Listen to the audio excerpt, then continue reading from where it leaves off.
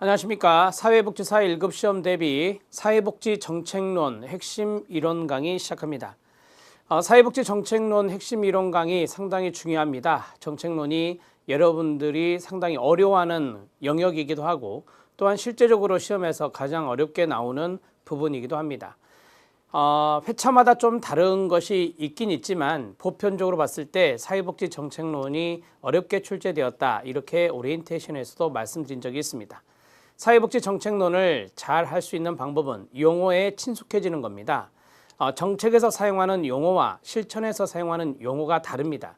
실천에서 사용하는 용어는 어느 정도 친숙감이 있는데 정책에서 사용하는 용어들이 조금 어려운 부분이 없지 않아 있거든요. 그래서 이런 용어 정리를 잘 하시는 것이 이 사회복지 정책에서 좋은 점수를 받을 수 있는 지름길입니다. 자, 그리고 기출문제를 꼭 확인하시기 바랍니다. 기출문제에서는 아주 어려운 계산 문제까지도 출제된 바가 있습니다. 그래서 계산 문제에서부터 시작해서 가장 쉬운 문제까지 골고루 풀어보실 필요가 있다 말씀드리겠습니다. 자, 여러분 교재에 챕터 6라고 해서 사회복지 정책론 나와 있습니다. 3교시의 첫 번째 영역이라고 보시면 되겠습니다. 1번부터 쭉 나오는데 차근차근 다른 영역의 공부처럼 해보도록 하겠습니다. 첫 번째는 사회복지 정책의 영역입니다.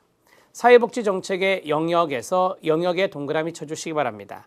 협의와 광의가 있다, 이렇게 되어 있는데요. 암기법이 있죠. 그 암기법을 좀 알아놓으면 도움이 됩니다.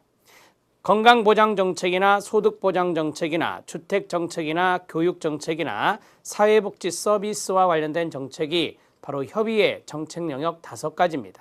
이것은 마샬에 의해서 이야기가 된 것이고요. 이제 협의의 영역에 2가지가 더 포함되면 광의의 영역이 되는데요. 거기에 보면 노동정책과 그 다음에 조세정책이 있습니다. 노동정책은 다른 말로 고용정책이라고 말할 수 있는데요. 오른쪽에 암기법을 보니까 노조광 이렇게 써져 있죠. 광자에 동그라미 쳐주시기 바랍니다. 광이라는 뜻입니다. 자, 그러면 이것을 저는 그림으로 표시를 해보겠습니다. 자, 사회복지 정책의 영역에서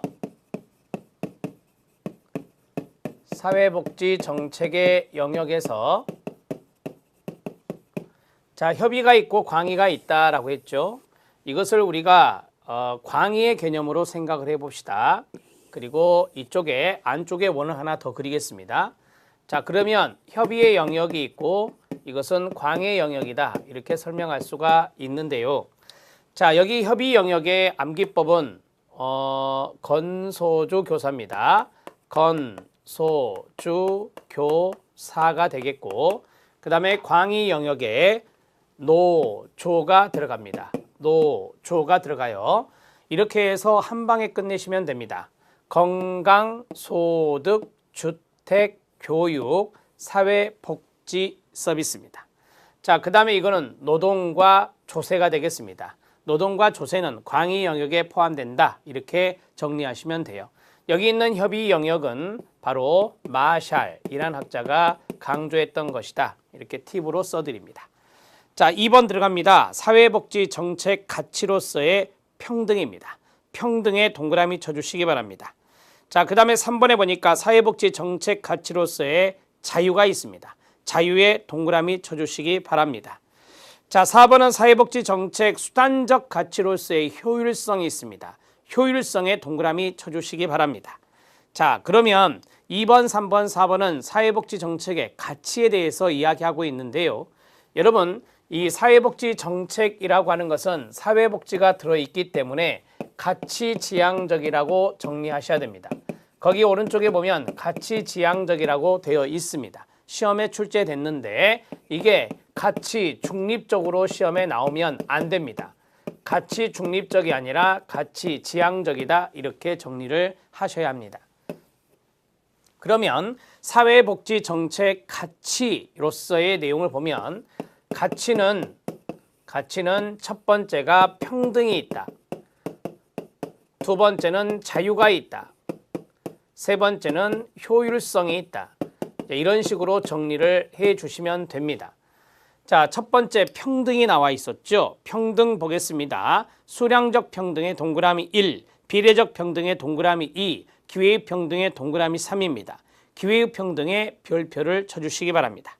수량적 평등은 결과가 똑같다 그래서 결과의 평등이고 이 결과의 평등이 시험에 잘 나옵니다. 시험에서 잘 나오는 용어라고요. 결과의 평등의 별표, 개념은 이겁니다. 욕구나 능력의 차이에 관계없이 사회적인 자원을 똑같이 분배하는 겁니다. 능력에 따라 분배하는 거 아닙니다. 기회에 따라 분배하는 거 아닙니다. 욕구에 따라 분배하는 게 아닙니다. 똑같이 주는 겁니다. 이걸 수량적 결과의 평등이라 하고요. 그 다음에 비례적 평등은 공평과 동의어가 됩니다. 공평의 동그라미요.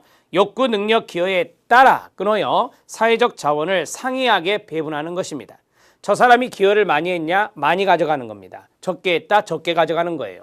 이런 것들을 우리가 비례적 평등이라고 말합니다. 공평하죠. 자, 그 다음에 기회의 평등입니다. 소극적 평등과 동의어입니다. 상대적 평등이라고도 하지만 소극적 평등이 대표 용어입니다. 결과의 측면은 보장하지 않으면서 과정상 기회만 주는 겁니다.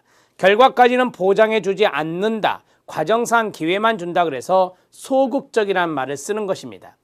우리가 대표적으로 affirmative action이라고 하는 긍정적 차별 시정 조치라고 하는 것이 있습니다. 그 다음에 장애인과 연관된 장애인 의무 고용제가 있습니다. 이렇듯 사회적 약자분들에게 주어지는 대표적인 것이 바로 기회의 평등, 기회균등이라고 말할 수 있습니다. 자, 이 평등에 대해서 간단하게 보겠습니다. 자, 평등은 똑같이 분배하는 수량적 평등이 있었다. 결과가 같다 그래서 결과의 평등이라고 한다. 이렇게 정리할 수 있습니다. 자, 그 다음에 비례적 평등이 있습니다.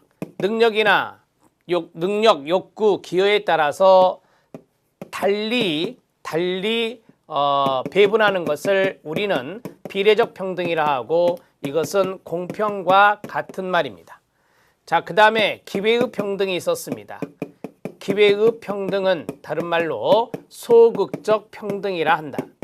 소극적 평등이라 한다. 자, 여기 기회의 평등 이 자리에 별표를 치라 했습니다. 자, 우리가 기회의 평등 하면은 첫 번째 affirmative action이라고 하는 것이 있습니다. 긍정적 affirmative action 조치라고 이야기할 수 있습니다. 또한 이것을 positive discrimination이라 하죠. 적극적 차별이라고 합니다. 적극적 차별 그대로 해석한 겁니다. 자, 이 두 가지가 영어로 써지는데요. 첫 번째는 affirmative action이고 두 번째는 positive discrimination입니다. 이것들을 우리가 같이 연결해서 보면 자, 긍정적이고 적극적인 차별 시정 조치라고 보시면 됩니다. 차별을 시정하는 조치다. 이렇게 정리를 하셔야 합니다. 자, 그리고 두 번째, 기회의 평등은 결과는 보장해 주지 않습니다. 결과는 보장해 주지 않고 과정상 기회만 제공하는 겁니다. 기회만 제공하는 것이다. 그래서 소극적 의미가 있다라고 말씀드렸죠. 소극적 의미가 있다. 자, 한 가지 더 하겠습니다. 우리는 맨 뒤에 뒤에 부분의 역사에서 제3의 길에 사회투자국가를 배우게 됩니다. 사회투자국가는 기회의 평등을 강조합니다. 사회투자국가는 기회의 평등을 강조한다. 이렇게 하나 적어 놓으시고 또한 사회적 약자를 대상으로 하는 것들이 바로 기회의 평등인데요. 공공부조, 그 다음에 장애인 의무 고용제, 이런 것 등이 기회의 평등의 사례가 될 수 있겠습니다. 자, 여기 마지막에 쓴 것은 사례라고 보시면 됩니다. 기회의 평등의 사례까지 말씀드렸습니다. 자, 평등에 대해서 말씀드려봤습니다. 자, 그 다음에 두 번째가 자유가 나옵니다. 이 자유는 소극적 자유와 적극적 자유가 있는데요. 다른 사람의 간섭 또는 의지로부터의 자유라고 합니다. 간섭받지 않을 자유를 소극적 자유라고 하죠. 이거는 기회의 측면을 강조합니다. 기회의 동그라미요. 자, 그 다음에 적극적인 자유는 자신의 능력이 있다. 그러면 그 잠재력을 마음껏 발휘할 수 있는 자유를 적극적인 자유라고 말합니다. 자유주의와 사회주의로 이야기한다면 자유주의 성향은 소극적 자유고 그다음에 사회주의 성향은 바로 적극적 자유를 강조한다고 합니다. 이건 나중에 조지 앤 윌딩에서 다시 나오게 됩니다.